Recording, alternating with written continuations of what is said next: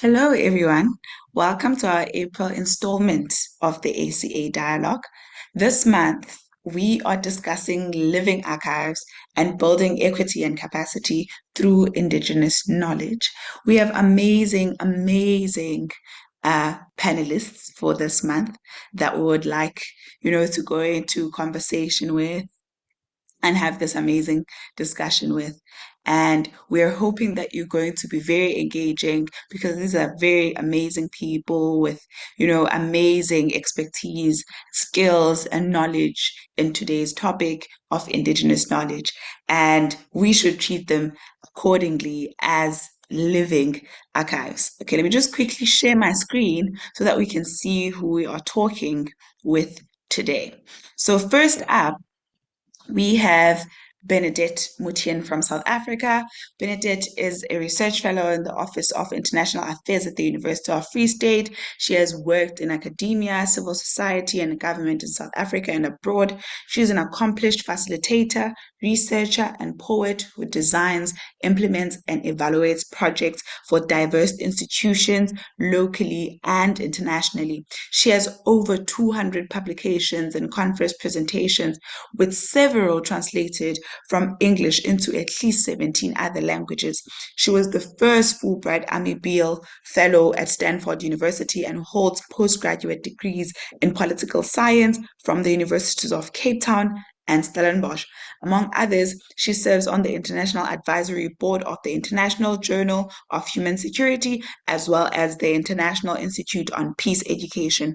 She has served on the Executive Council of the International Peace Research Association and is a co-founder of the African Peace Research and Education Association. Her 2021 book project, Rethinking Africa, Indigenous Women Reinterpret Southern Africa's Past, was nominated for the National Institute of Humanities and Social Sciences Book Award. She won the Western Cape Cultural Affairs Award in 2022 for Best Researcher Contributing to Archival Heritage. She currently serves on the Western Cape Cultural Commission and the National Arts Commission. Please welcome Benedette from South Africa. And up next, we have Sanele Kanchingana, who works as a lecturer in the School of Languages and Literature's African Language section at the University of Cape Town. Kanchingana is a collaborator in various research projects and is currently a co-investigator in a British Academy-funded research project titled Imagining the Ordinary City, Arts, Placemaking, and Everyday Urban Lives. Among other things, this project brings attention to literary, visual, and performance pieces that have sought to explore the usually overlooked or ordinary cities of South Africa, including Pretoria, currently known as Tshwane, and Makhanda, placing them in a dialogue from which we can compare their representational strategies. Outside of the ivory towers, Sanele is engaged in various collectives which are dreaming and building a Black conscious, confident, bold, self-assertive, and deep-thinking generation of young people. In Makhanda, Sanele leads the Makhanda Black Collective, among many programs that MBK runs, is to re-educate young people of long traditions of African intellectual thought and activism through creative forms that center the agency and the voice of the youth. And Sanele today joins us having the hat of the Makhanda Black Collective on. Please welcome Sanele Kanchingana from South Africa. And last but not least, we have Dr. Yvette Abrams, also from South Africa. Yvette Abrams was born in Cape Town of Khoi and Slave descent. She completed a PhD in history from the University of Cape Town in 2002. Yvette has since worked at the University of the Western Cape, the Commission for Gender Equality, and the University of Cape Town, in addition to numerous consultancies for government and NGOs. Since 2006, she has been farming 1 hectare in Gardens Bay, east of Cape Town, organically growing chiefly olive trees, and medicinal herbs. Since 2009, Yvette has worked in the field of climate change since 2012. She has been running a small climate change business, both as ways to take direct action and as a way to fund the work sustainably. Please welcome Yvette to the conversation. So just before we get to the meat and potatoes of tonight, I just want to remind everyone that you are able to drop in your check-ins, how you're feeling, how you coming in tonight into the chat box, and you're also more than welcome to also drop in your questions to our panelists in the chat box as we go along. Sometime during the discussion, we will get to the chat box and pose some of those questions to the panelists. And one last thing, please feel free to use your home language. Even though the primary language that we use in this space is English, please feel free to use a language that you're comfortable with. And the hope is that we have someone who knows the language and is able to translate for us. In failure of doing so, we'll try to use some Google Translate, understanding the limitations of that as well. But it is all in an effort to make sure that this is a space that is accessible, to as many people as possible. And we try as much as we can to eliminate that language barrier. So please feel free. Welcome, everyone. And right now, we are about to feast. Just to kickstart the conversation, I would like to hear from our panelists what, in their opinion, they think is the importance of the Afrocentric outlook of things and issues and the world in general, in the work that we do as climate activists, as social activists, and also the work that you do in general. We'll start with Yvette. You want me to go again? Is it Yvette? Who's going first? She said Yvette can go first. She's taking your advice. Thank you so much, Tolu. And I just want to mention what Sanele didn't say was that King Williamstown was also the birthplace of Steve Biko, the very famous leader of Black consciousness. So they do not play with revolution in Makanda. It's a very serious tradition that he upholds. Yes, big shout out. So for me, Africa is everything because we're the birthplace of humankind, because we are the oldest lineage, because every single other human being descends from us. And as I started off saying, the only thing constant is change. Yes, it's important to change. It's important to learn new things. It's important to go through we call it the transition to the new. But and as elders, as older lineages, as the origin of humankind, it's nice to sit back and watch people come back from the future, with different ideas and things. But also sometimes it just doesn't work. And I think as an example of what just doesn't work, climate change is probably the biggest one, the one that affects everybody. It affects us in localized ways, but it affects us as human beings. So how can Africa not care? How could we not lead the struggle to end climate change and create a better world where we don't have to worry about droughts and floods and starvation and all these things that come with it?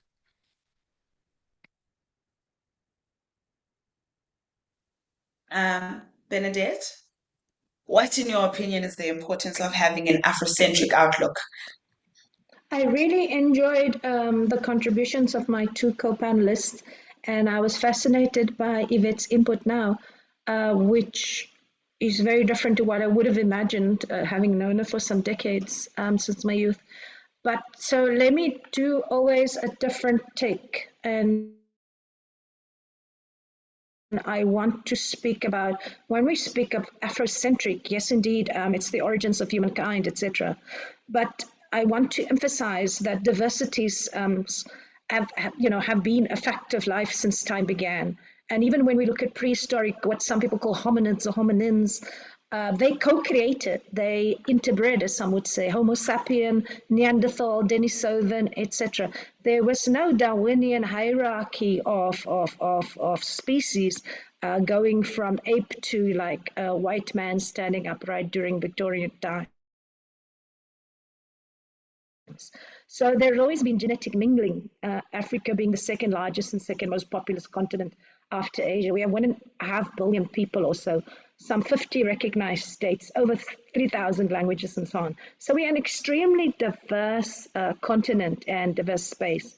Like South Africa, our country, we Pan-Africanists, I believe, must of necessity recognize this unity in diversity and that diverse people must unite. So the idea of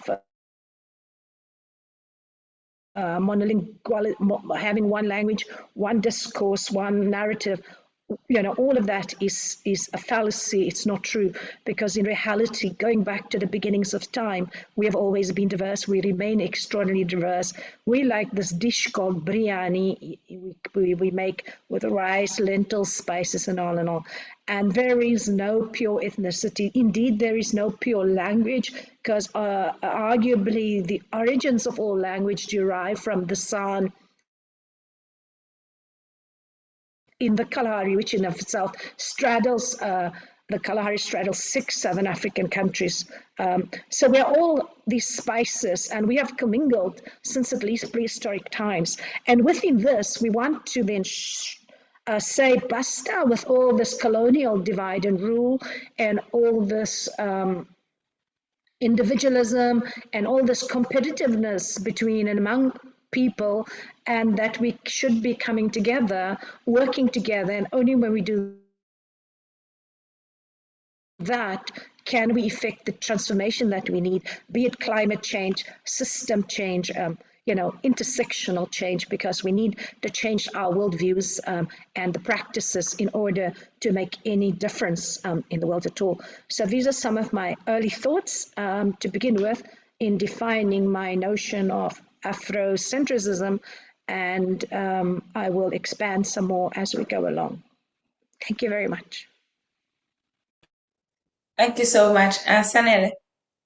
Yeah, sure. I really echo the views, and this is the thing, when you are the last person, you're just like echoing a lot of what your elders have come. And I'm using really the term elders, not in the ageist sense here, but elder in the sense that in its truest sense, those who come with those who know the way, and not all old people are elders. They can be old, but they sometimes are not elders. So I'm using elder as that sense of the way. But for me, really going to your question about my opinion about the importance about the Afrocentric look. Look, I think it's important to think about the Afrocentric outlook in the context of other many ways of looking the world from Africa, right? So Africa can be one way in which we sharpen the lenses of thinking about, the world and our relationship with the world and the environment. And especially in the context where the dominant knowledges and ways of knowing and relating to one another are shaped mostly and come from Western traditions and Western experiences and Western canons. So I think therefore going to different ways in which we think about ourselves and how we are related. Therefore, Afrocentricity becomes a very important lens, which is a dense concept, right? It's a big concept, but it gives us, I think, a sense of being rooted, like what Auntie Yvette said about being rooted in the continent as the mother of everything. The ways of seeing the world. I think it's important, the kinds of ways in which we feel, we see, and experience the world. And I think Afrocentrism does offer that possibility to look at ourselves in that way. But for me, simply put, I think because it will mean different things for different people. And for myself and maybe the work that we do as Makana Black Collective, um, one of the most important ways in which we use in which we think is a gift from Afrocentric outlook is that we begin to take seriously the ways, the knowledges, our own knowledges that are deeply encapsulated in our own, beautiful languages. Because through doing that, you begin to open up a lot of many questions about how we have related, how we not only just we are related, but also how we've been divided over time. Just take a look on our languages, and when you look at it systematically, how we've come to have a language that today would say is isiXhosa. Let's take that for example. What is isiXhosa constituted of, right? And now you see that there's a lot of borrowing that has come into isiXhosa, and that gives us a longer understanding of how related we are, and that as a category, actually, isiXhosa, that is a pure category, is a flawed category, that we are so intermixed with different, cultures, different languages. We've got Khoi people with us, and we can even trace that through our own iziduko, our lineages, and that for me is a value of Afrocentricity.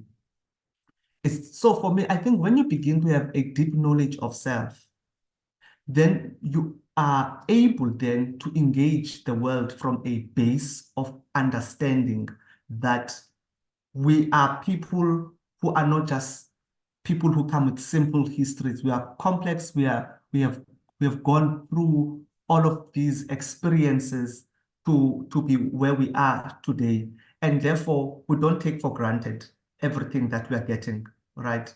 But we have a base.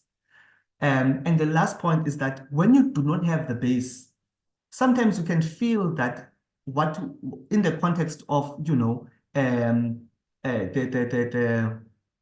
these dominant Western forms of understanding the world and being, there's something wrong with that.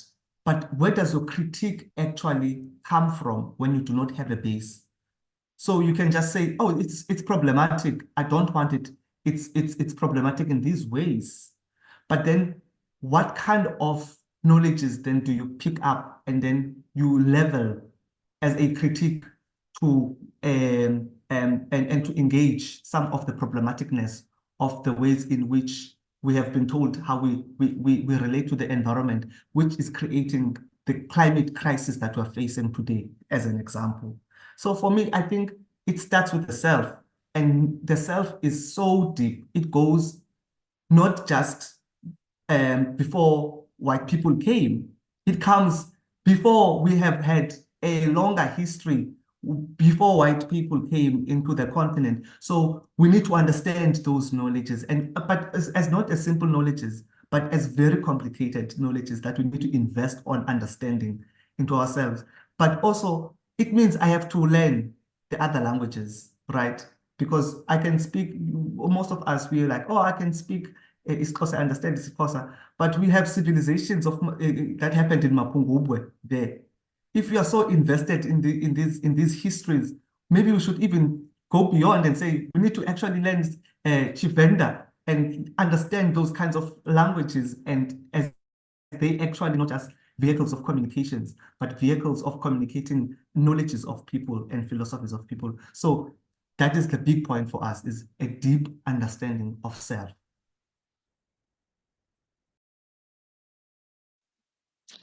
Thank you so much. And I was just reflecting on that. I think that, diversity is a factor of life, and diversity is something that is probably as constant as change, is constant. And I'd like to believe that even with the different indigenous knowledge systems, it is rooted in diversity. And I think it is a good base for community building, and learning from each other. and across the board. Bernadette, how can we harness Indigenous knowledge in the climate justice movement? And I think also just generally, because we also speak of the climate justice movement, but I think generally the social justice movement, there's a lot more that we can be learning from these diversities, from time-tested experiences and techniques. And how do we harness that as young people, particularly as young people in the African context? Thank you for these excellent questions. I want to start by saying emphatically, and I try to not be emphatic, as you could hear about my mixed spice and spiciness, but we must absolutely be Indigenous focused. We cannot go somewhere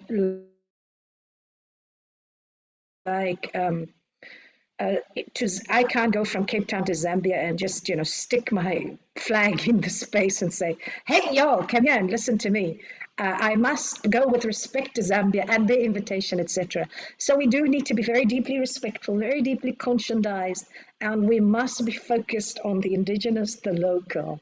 And more so, and I'm interested in who of us here, other than Yvette and I, are from matrilineal or matricentric societies.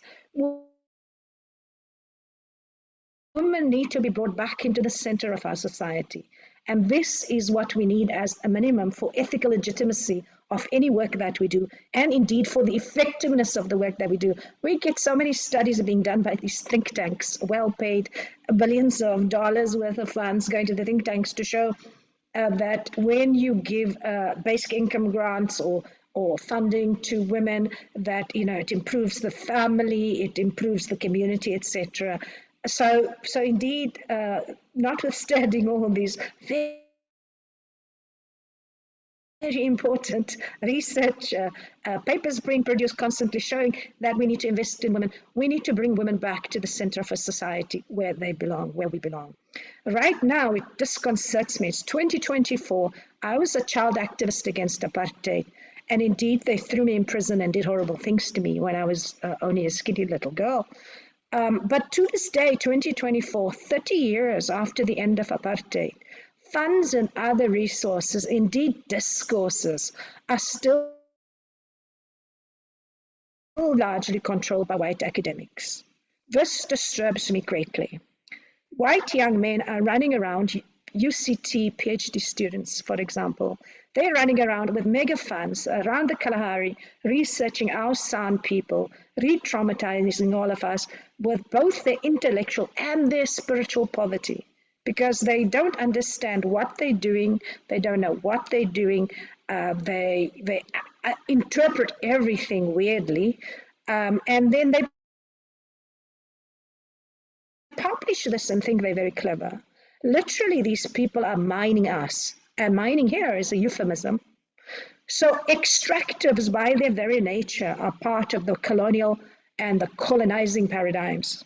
It includes peddling in live and dead human bodies during the various forms of colonialisms we've had, and which continues in various guises to this day. If we are going to decolonize, and we're going to focus and base our work on within Indigenous paradigms, and we want to effect intersectional justice, which includes climate justice, because climate justice isn't separate from any of the other justices that we require, which includes gender justice, etc. Decolonizing then requires that we almost must scrub clean, we must wash the consciousness clean of all the internalized oppressions. I think in Black consciousness, there's a lot of beauty and power, the work of Frantz Fanon and Steve Biko around, how we should love ourselves as Black people. Black African feminists like Yvette and others have written about how we need to, strip ourselves of all the internalized brutality that we've suffered as Black women, and then others as queer women and so on.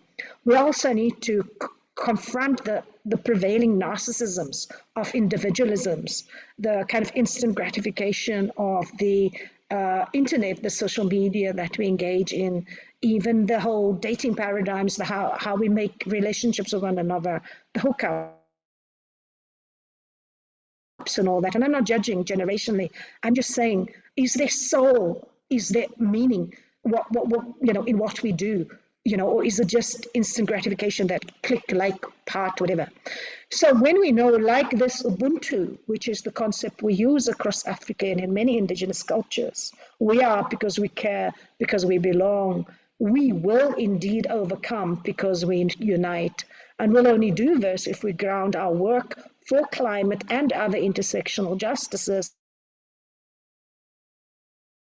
within Indigenous paradigms, Indigenous thinking and being and acting, and having women at the center of everything that we do and think. And also we need to reclaim a lot of the resources away from these, descendants of colonizers, and the donors must also come to the table with the resources that we need to do our work, like the beautiful work you do here at ACA. And I truly bow my head to you for the inspiring work that you do. Thank you for now. Thank you so much.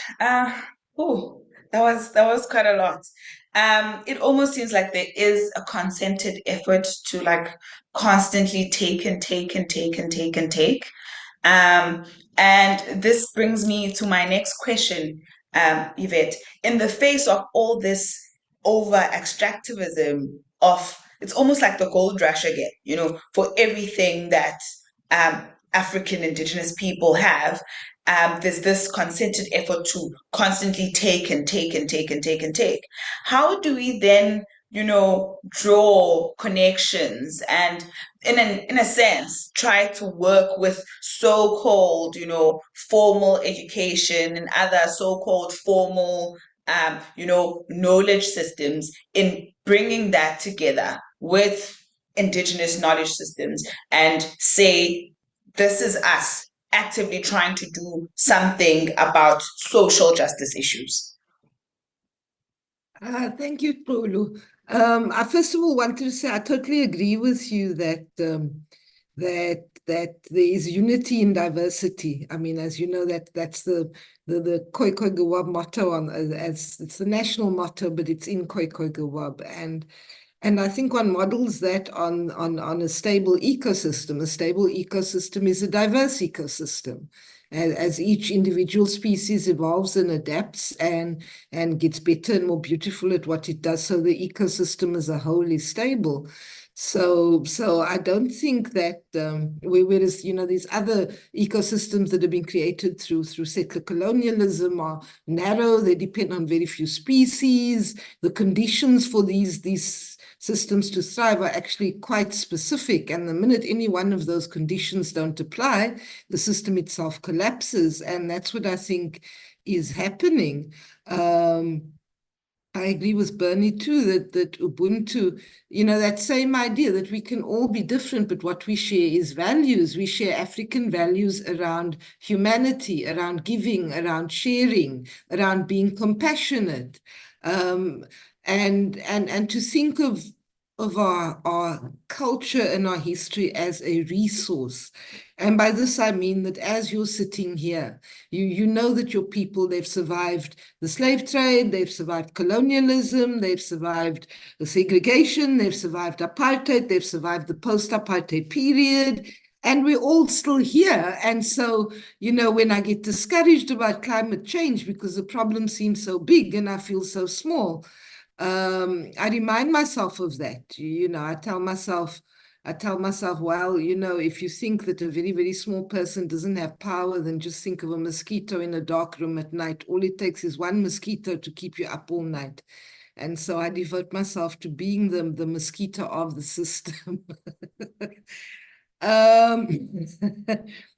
But look, I don't think it's as simple. I do try and avoid simple binaries, and I don't think it's as simple as we can be in the system or outside the system. I think the importance of good people within the system. Well, look, firstly, it's our system. It's our education system paid for by our tax money, so we should have it, period. I mean that just applies to public goods.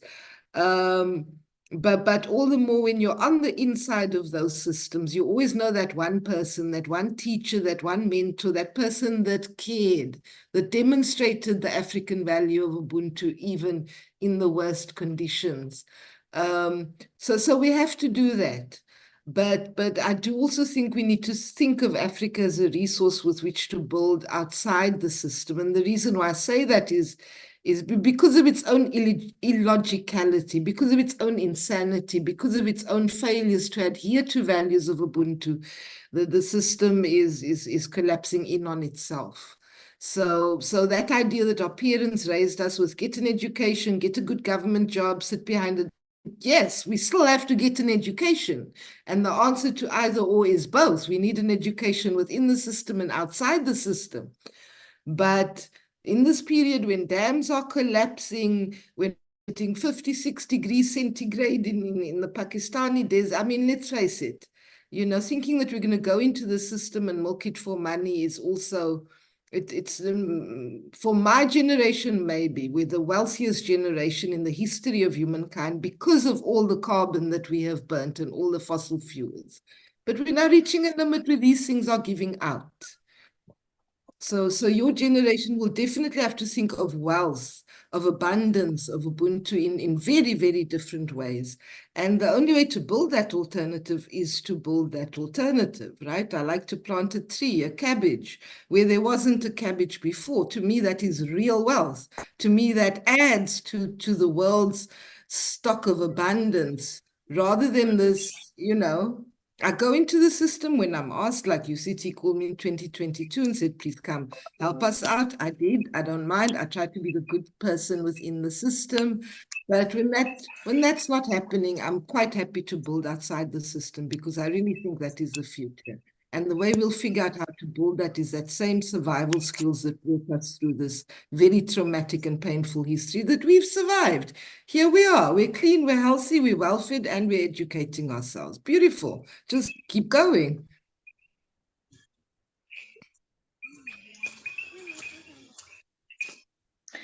And please think one thing that each and every person in this room should take home is that you need to be the mosquito of the system. Just remember that. Constantly be the mosquito of the system.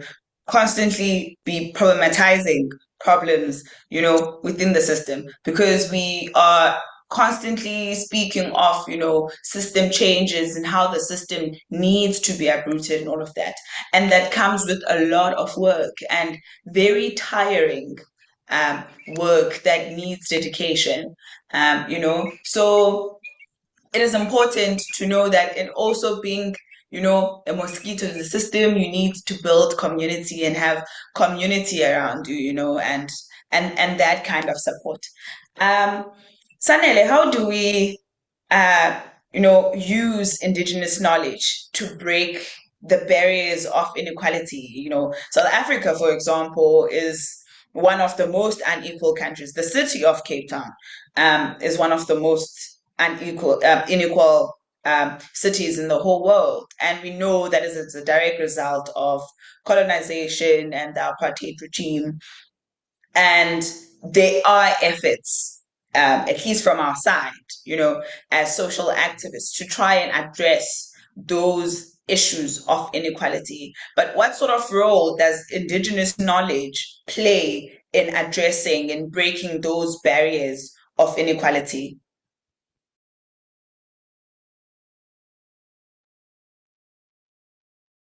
Sure. I like the earlier contributions by my fellow panelists and these reflections about, and your reflections, especially the one on being a mosquito to the system. I totally take that. But I think really we are living and dealing with a giant issue here, with these inequalities are a result of a conglomeration of different systems working together against living. They are human, anti being human. They don't have wound. And so we are faced and living in this crisis, and we are very precarious. And so I think when we are dealing with a system that is bigger than, that is creating all of these segmentation and creating hierarchies, social hierarchies, economic hierarchies, I think we need to attack the beast from different points. And I think what indigenous knowledge systems begin to do, I think they do two things for me, is that on one hand, they create a sharpened way in which one is able to understand the violence of the system, right? A sharpened understanding on how it works. And one can find ways in which to engage and to resist being an actor that contributes. But on the other hand, I think while we are resisting and while we are resisting the system that is breaking us, that is anti living, we can then find real alternative ways of building real alternatives outside, So this dialectical relationship. It's like a dialectical relationship that is existing. Like on one hand, you are building, right? Building communities of practice that are outside of this system. But then also you go into the systems because there's real questions about how do we build? Where do we get the resources? So we have to reckon with that. And as activists, we are always finding ourselves in peripheries, and sometimes we find ourselves being either agents of interests that do not really serve ourselves. And once we set the agenda on the table, then it's a question of who is willing to put the money to serve that agenda. So I think we are occupying a very precarious role. We are occupying a very unimaginable. I mean, it's really difficult that we have to be doing all of these things at once. You put your one foot in and one foot out. You are resisting, you are building on one hand, and then on the other, you are milking the system to be building these real alternatives. And I think the point is that it's going to take time. I think for us, if we start to build and to have an understanding that this work is a work of many years and that it goes beyond our own time here, and that it's going to, the responsibility will have to be passed to our own children and probably their children's children, is that then you understand that this is a work that you don't just do to get instant gratification. It's not the work that you're doing it for likes, but it is a labor of love. It is a labor of love. And I think for me is the constant building. I was in Makanda and I spent many of my years in Makanda building communities of practice that are resisting and also building alternatives for our own people. And then I move into Cape Town and it's just like, oh, where are the communities in this kind of space? And how do I build here? But also, how do I build here in this space, which it's in itself has got its own complexities? How do I navigate that space? So I think these are the kinds of questions really that do not necessarily have resolutions. And I think as myself as an activist who is working, because of the demands of the system, I have to be in this space. So when I'm here, how do I continue doing the work of building with the different communities in Cape Town? So It is for me a very difficult question, Comrade Chair. It's a very difficult question, but I think it is for the last thought is that it's a work that really requires time.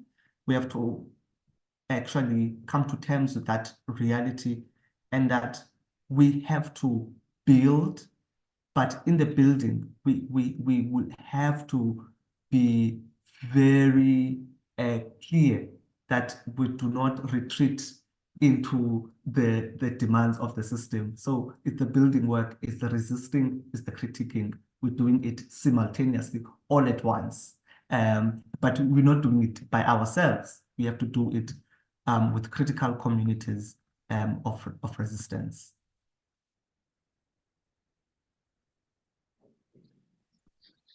I mean, I guess with these kinds of conversations, we always forget that we are trying to like cram so much into it. You know, these are like very complex conversations, things that have taken people years and years trying to understand and trying to study. They've taken lifelong experiences, and we try and cram it into like 1 hour, 30 minutes. And I guess it is just to say to a lot of the people that join our conversations and the people that our conversations reach, and hopefully even those that the conversations reach can come into the fold, and understand that this is the beginning of trying to understand the magnitude of the work. There's this saying that Rome was not built in a day. The systems that we're currently even experiencing right now, who that are not livable, systems are not systems that were built in a day. It did not take one Tulu doing a little bit of work here and there, and then a system was built. It's systems that's been built over centuries and centuries. Of subjugating people, of ideas and strategies and all of that. And we need to be in a sort of similar mindset when we try to break down those systems. And we're doing the breaking down of those systems quite in a very precarious and awkward position, like you said, Sanel, because we have to live within the system and try and make, something of the situation. And in trying to change, that situation, it reminds me of an artist that like who says, I think it's Makafula Vilakazi, who says, I never want to go back to the township, or I'm not going back to the township. Um, you know, it is a concentration camp that you've been put into. You want to get out, but you have to live within that as you are trying to get out. And chances are you're not going to get out. Um, right now. It's going to take you years and years of trying to undo that. So there's a lot of work that needs to be done. And it is always at the back of our minds that actually the work that we do as activists right now, you are not, it's not even a thing of you may not. You are not going to experience, you might experience little victories when it comes to it, you might experience winning little battles, but you are not going to experience the fruit of having won the war. It is going to be generations and generations to come after you that are going to have to experience, having won that kind of war. So it's going to take a lot of work. Um, and it starts with conversations like this. It starts with bringing people together. When two or three are gathered, that is when the work is starting. And that's when building communities also starts. This question is for all of you. And I think we can start with maybe Yvette. What is the importance of engaging Indigenous experts in climate policies and different actions? And I guess not even just climate policies, but of course, because we are African Climate Alliance, but considering the alliance part of African Climate Alliance, in general, social wellness policies, what is the importance of engaging Indigenous experts? We'll start with Yvette, and then we'll go to Benedict, and then Sanele again. Thank you. Thank you so much, Polo. I suppose Um, Look, for me, I mean, obviously, one of the reasons why Africa needs to be at the forefront of the climate change movement is because, we're the continent that suffers the worst from climate change, although we have had the least hand in causing it. I mean, we tend to be critical of ourselves, and we look at ourselves and have a lot to say, and that's probably a good idea. The way we improve is through self-criticism and through action.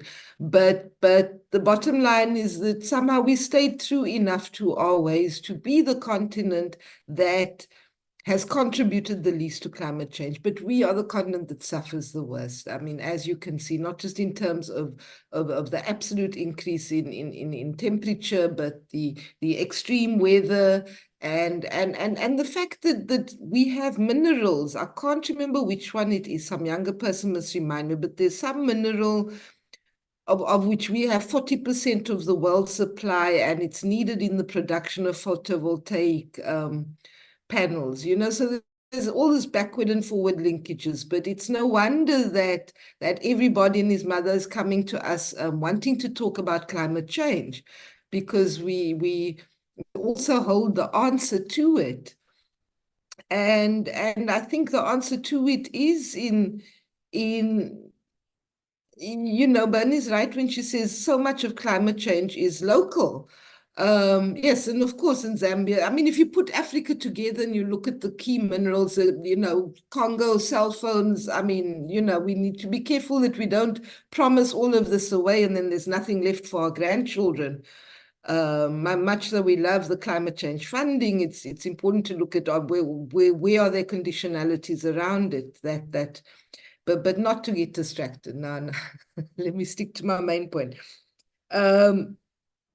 My main point being that 90% of what has to be done in terms of I think adaptation is a bit of a, because it sets up another binary between resilience and adaptation. And really a lot of what you do is resilience and adaptation at the same time. When you do things that make you adapt, you also do things that cut your carbon emissions. So, but 90% of what has to be done has to happen at local level. Fundamentally, the system collapses one person at a time. When the system is collapsed for you, it doesn't matter much what's happening to people in Washington. So what are your local food systems? What are your local water systems? What are your local sewerage systems? What are your local power systems? And when you can get that right, that gives you a basis for stepping out of the system and being even more active against climate change, right? So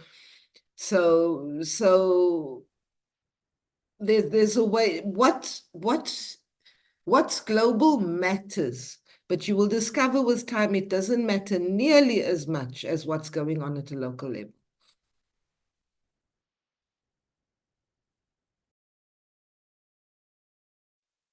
Your And I just have to add, at the risk of mixing my metaphors, but Sanele, yes, it's like changing your tires while riding the bicycle. So welcome to our world. If you can imagine a mosquito riding a bicycle and changing a side tire at the same time, then yes, that's exactly where we are. And not trying to puncture the tire at the same time.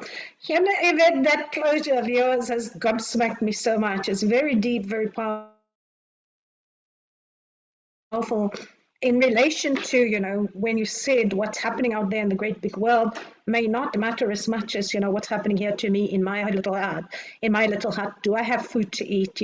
Am I subject to brutality and domestic violence? What's happening in my community? Are the gangs shooting and killing children every day, etc.?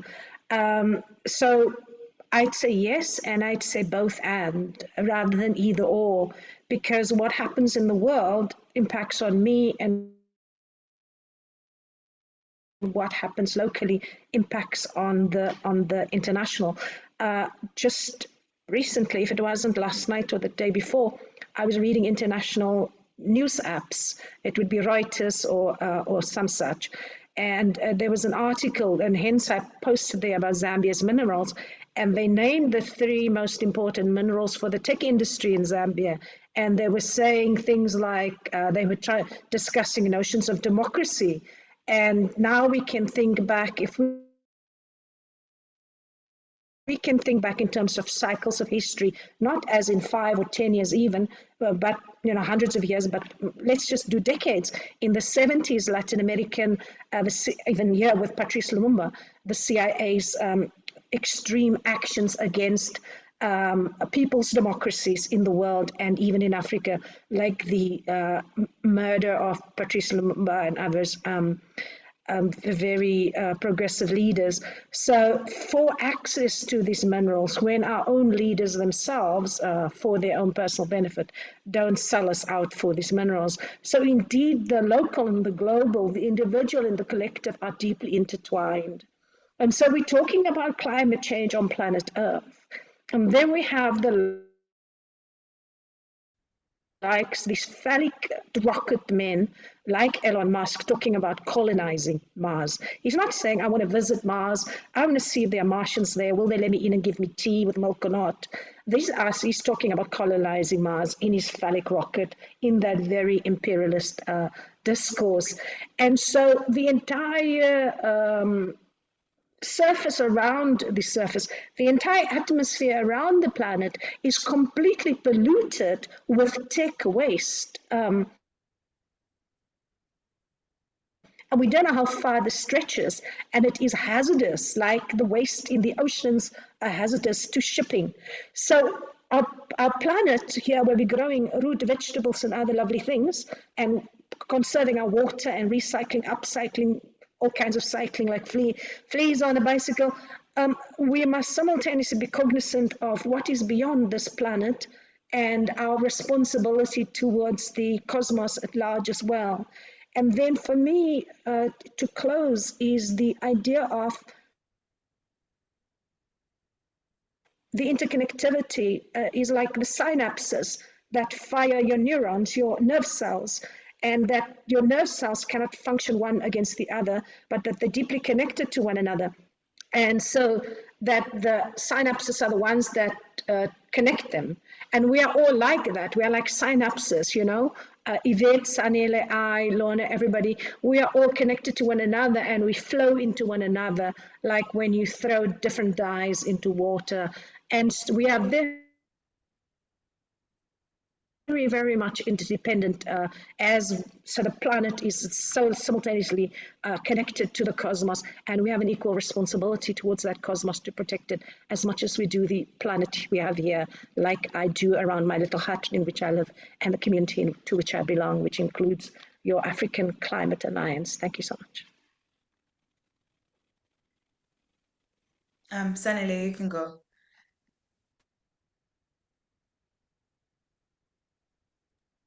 Yeah. So I was thinking about the role of young people in these kinds of conversations, when you're talking about social policies, climate change. We often leave a lot of young people who are actually going to be affected the most by the consequences of the climate change.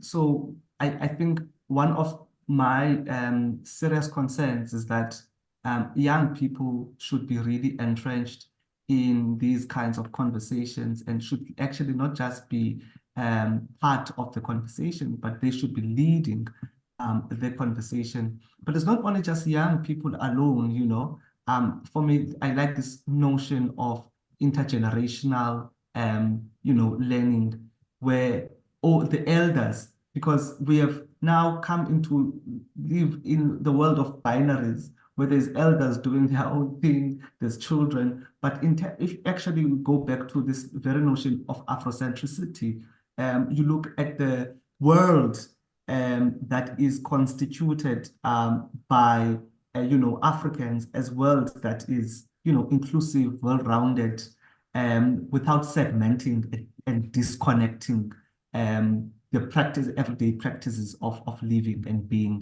So I think for me, we need to actually go back and entrench that a system of living and practice where we have got young people engaged with older people in terms of recalibrating our relationship we have with the environment, our relationship we have with our languages, the relationship we have with memory, the relationship we have with Mother Earth, right?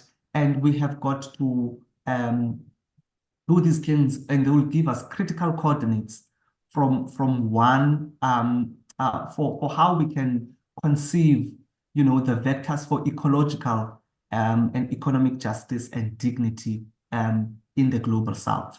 And for me, I think those would turn most of the policy frameworks into their head, because actually, as things are standing, and these kinds of policy frameworks that are out there do not actually speak to some of these realities in these languages and idioms that the people actually are speaking and relating with. So I think for me, those are the most critical things.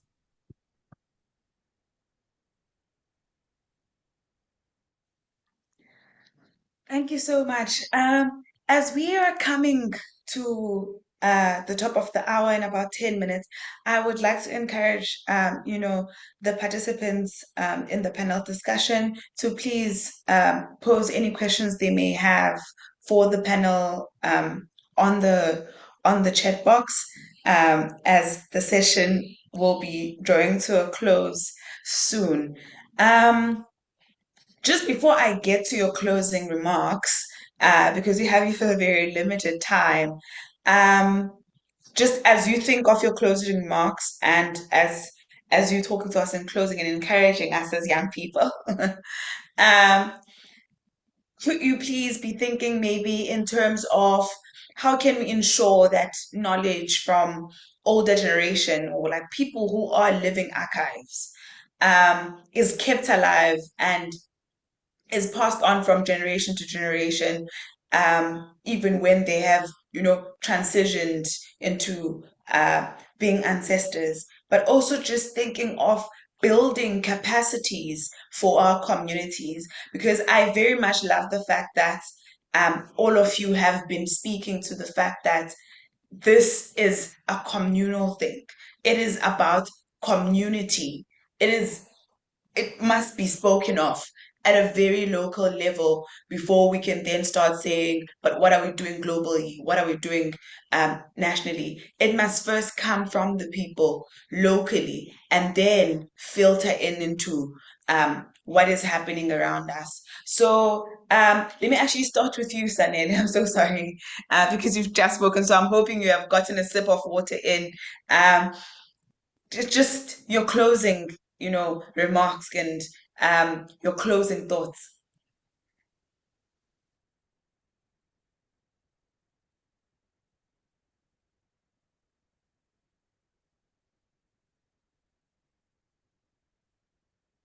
Mm. You are mute. Sanel, you're on mute. Oh my word! Oh, some things. Yeah, well, anyways, I think my parting remarks is that I think for me the most important thing is that the the ways in which we are engaging each other, the work that we're doing, um, is actually work that is, living in these communities and that we are working with. And also with the hope that this should influence policies and the ways in which, being human is actually imagined, right? And not only just by policymakers, but imagined radically from the bottom, and not from the top to the bottom, but from the bottom up. But I think all of these, you know, things, I think they should be really for grounding. One, indigenous knowledge systems. I think they should be for grounding epistemologies and anti-colonial practices that take the intergenerational learning and different visions of justice very seriously when we are grappling with all of these intersectional issues, including, climate change and other various issues that affect us on the daily.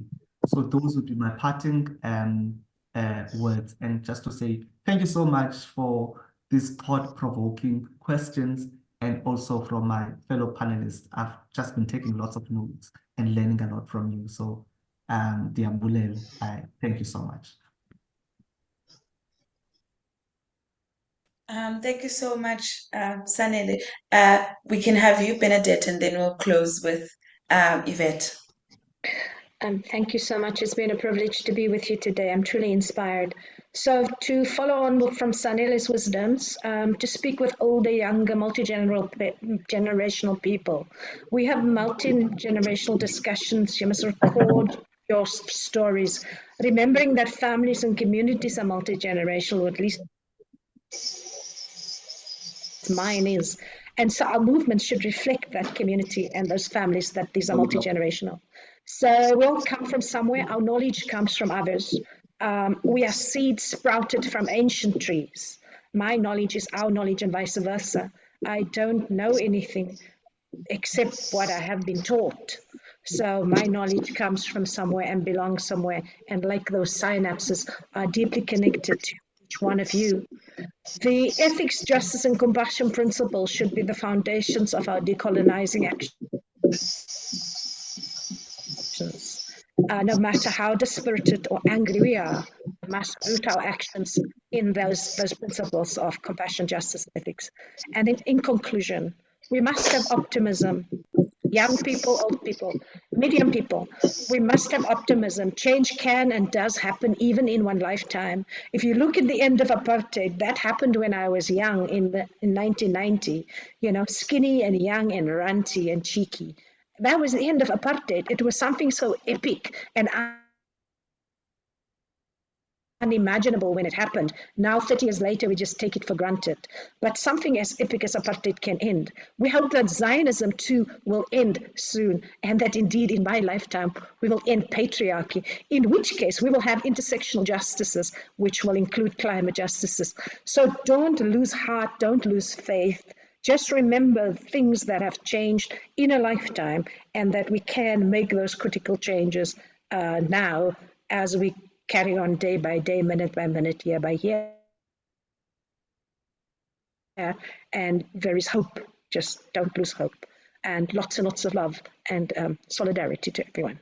Thank you so much. Yvette, your closing remarks. Thank you. For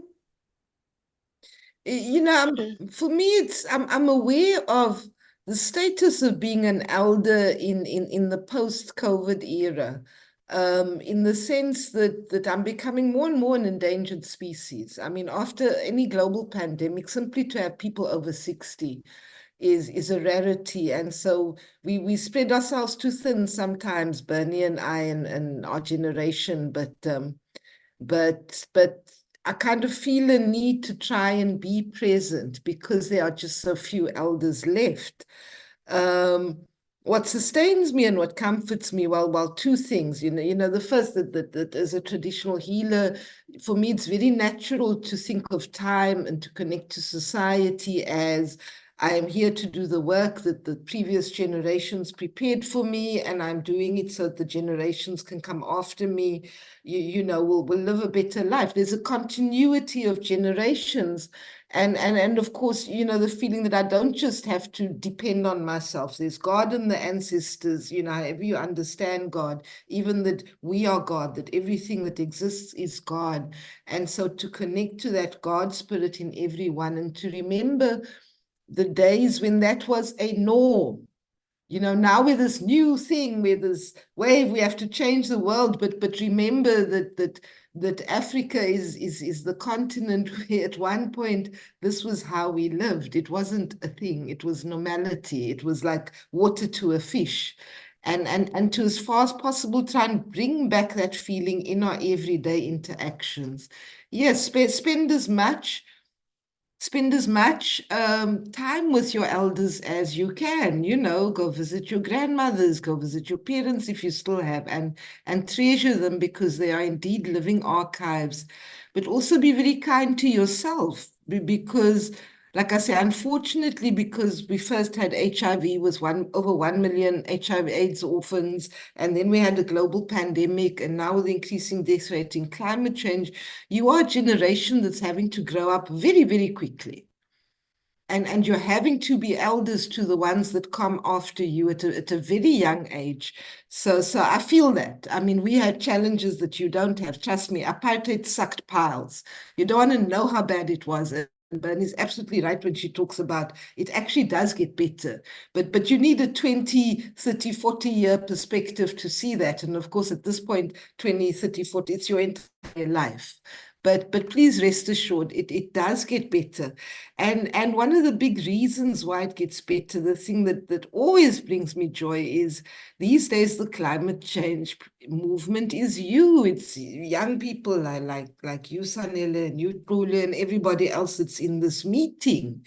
When we started in the climate change, there was no such thing. It was white dominated, male dominated, very technical, and they wanted us to organize the community, but not necessarily to have a voice in the movement.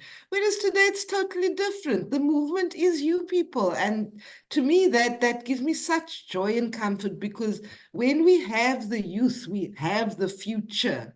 It might look hard now, but most definitely it's going to be easier, because we have put in place the conditions for a movement like yourselves. And that you can picture old Auntie Yvette sitting in front of the screen going, yes, toothless and in my rocking chair, but you will always give me joy. Thank you so much. That ends the conversation on such a nice and positive note, that it does get better. Eugene on the chat had a question that how do we get the message across to spaces where these topics are not discussed? For example, organizations that focus on other topics, churches, mosques, primary and high schools, etc. And Benedette swiftly responded there that go to them, to their spaces, engage them, listen, and help where possible. And if you do need help, you can also approach the African Climate Alliance. We do have an activist guide which can give you some tips in terms of how to approach communities, and also that help you build a bit of confidence, and also just generally how to facilitate conversations and all of that. You can get the activist guide on our website, africanclimatealliance.org. Thank you so much, everyone. I'm loving the fact that I'm seeing the chat now booming, Thank and I'm you. like, Thank we you so literally much for over, putting this way together. over This was towards the good. hour. Thank you Thank you so so much. much for honoring the invite, all three of you. This was such a beautiful, beautiful conversation. The conversation will be uploaded up on our YouTube channel.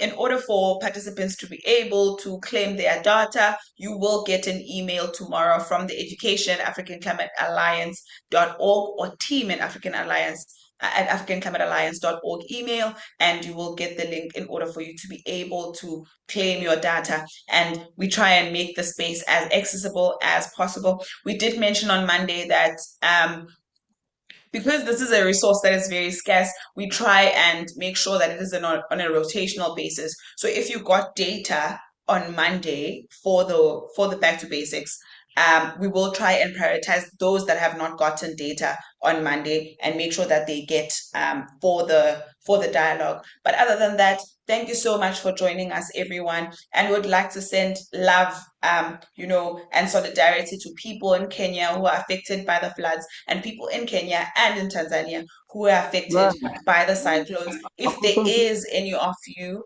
who are involved in relief work and need support, please do send an email to education@africanclimatealliance.org or team@africanclimatealliance.org so that we can find ways to support each other and see if any of our people that know your people are able to help. Thank you so much for joining us today. Have a great evening. Thank you so much, Sanele, Yvette, and Benedict, for joining us. Before you close, can Bye, Yvette everyone. thank the moderator? Yvette, can you thank the facilitator on our behalf, please? Thank you. Ulo, I would like to thank you for some excellent and lit facilitation. It was a pleasure to be facilitated by you. And thank you, everybody, for coming. Thank you so much. You can promptly Good night. Thank you very log much. off because you had you until 7 and that dinner is getting cold. Polycarp, you have a question? Hey, I just want to say that the meeting has been good and just to thank the whole team for contributing. We are very grateful. Thank you from Kenya. Thank you so much. I hope you're safe. Bye, everyone.